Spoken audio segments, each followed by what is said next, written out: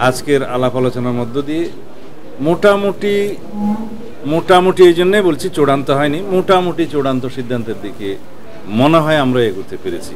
রেফারেন্ডামের যে প্রশ্নটা এসছে এটা মূলত আমাদের বিগত সবার প্রস্তাবের মধ্যে আমি একটা ইঙ্গিত দিয়েছিলাম যে জনগণের কাছে আমরা যাই, জুলাই জাতীয় সনদ গ্রহণ করার বিষয়ে, বাস্তবায়নের বিষয়ে জনগণের সম্মতি আছে কিনা। আমরা এটা একটা রাজনৈতিক সভা, এখানে আমরা সব ফ্যাসিবাদ বিরোধী জাতীয় ঐক্যের মাধ্যমে গঠিত সকল রাজনৈতিক দল এখানে আমরা আলোচনা করেছি, কিন্তু তারপরেও আমরা সকল রাজনৈতিক দল মিলে সমগ্র জনগোষ্ঠীকে রিপ্রেজেন্ট করি কিনা এটা একটা কোশ্চেন। তো সুতরাং সমগ্র জনগণের কাছে আমরা যদি এই সম্মতিটা নেই যে আমরা রাজনৈতিক দলসমূহ এইভাবে জুলাই জাতীয় সনদ আমরা স্বাক্ষর করেছি, অঙ্গীকারবদ্ধ হয়েছি, জনগণ তার পক্ষে আছে কিনা, তখনই হবে জনগণের পক্ষ থেকে এই জুলাই জাতীয় সনদ বাস্তবায়নের জন্য একটা চূড়ান্ত অভিমত এবং সার্বভৌম ক্ষমতার একটা রায়। তো সেই জন্য আমরা বলেছিলাম হ্যাঁ, জুলাই জাতীয় সনদকে পুরোপুরিভাবে যেভাবে আমরা ঐক্যমত্য হয়েছি উইথ নোট অফ ডিসেন্ট কিছু কিছু ক্ষেত্রে সেটা বাস্তবায়ন করতে নেক্সট পার্লামেন্টের সমস্ত সংসদ সদস্যগণ বাধ্য থাকবে যদি জনগণ তার পক্ষে রায় দেয়।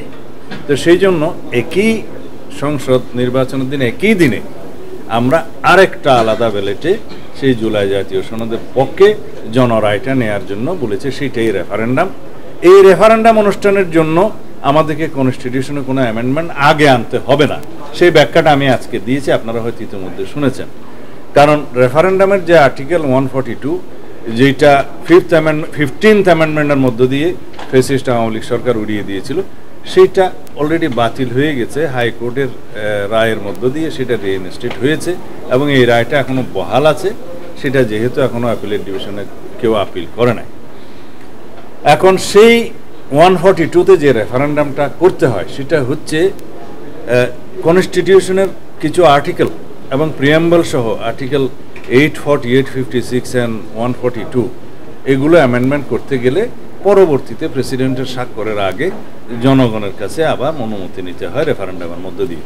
তা আমরা সেই আর্টিকেল 142-তে আরও 2টা আর্টিকেল ঢুকানোর জন্য প্রস্তাব করেছি, সেটা জুলাই সনদে আসবে। সেটা হচ্ছে তত্ত্বাবধায়ক সরকার সংশ্লিষ্ট 58 ক এবং ক 2 পরিচ্ছেদ। এখন আমরা তো সেখানে হাত দিচ্ছি না, সুতরাং ওই রেফারেন্ডামের প্রয়োজন এখন হচ্ছে না। এখন আমরা যদি কনস্টিটিউশন অনুসারে যাই যে আর্টিকেল 142 অনুসারে এই রেফারেন্ডাম যেটা আমরা প্রস্তাব করছি এখন, সেটা 142 অনুসারে হবে কিনা? নো। কারণ কনস্টিটিউশনের সেই সমস্ত অনুচ্ছেদগুলো এবং প্রিয়াম্বল যদি আমরা স্পর্শ করি তখন পরবর্তীতে একটা রেফারেন্ডাম হতে হবে, সেটা হচ্ছে অ্যামেন্ডমেন্টের পরে। কিন্তু এখন জাতির কাছে প্রশ্ন হচ্ছে যে এই গণভোট আমরা জনরায়ের জন্য অপেক্ষা যেটা করছি জুলাই সনদ বাস্তবায়নের জন্য, এখানে রেফারেন্ডাম করতে তো মানা নাই, সংবিধানে আর কোথাও এগুলো বাদ দিয়ে রেফারেন্ডাম করা যাবে না এমন কোনো তো প্রশ্ন নাই, এমন কোনো বিধান নাই। সেই জন্য আমরা বলেছি একটা অর্ডিন্যান্স জারি করা যেতে পারে যাতে ইলেকশন কমিশন এই রেফারেন্ডামটা পরিচালনা করতে পারে। সেই অর্ডিন্যান্সের নামটা এরকম হতে পারে যে জুলাই জাতীয় সনদ 2025 বাস্তবায়নের জন্য অধ্যাদেশ বা বাস্তবায়ন অধ্যাদেশ।